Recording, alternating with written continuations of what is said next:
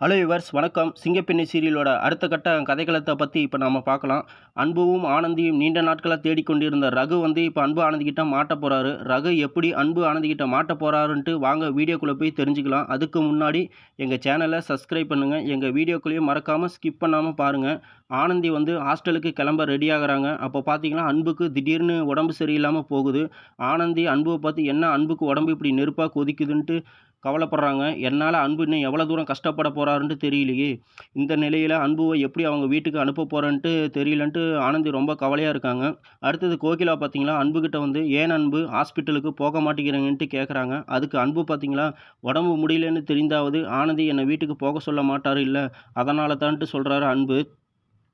அடுத்தது பார்த்தீங்கன்னா அன்புவை ஆனந்தி கூட இருந்தே ரொம்ப கவனித்து கொள்கிறாங்க. அந்த சீனெல்லாம் ரொம்ப சூப்பராக இருக்குதுங்க.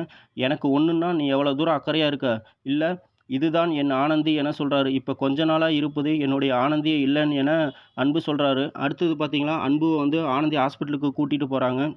உண்மையிலேயே அன்பு ரொம்ப பாவங்க. ஆனந்தி கொஞ்சம் மனசு மாறினா சூப்பராக இருக்கும். அது டைரக்டர் கையில் தான் இருக்குது.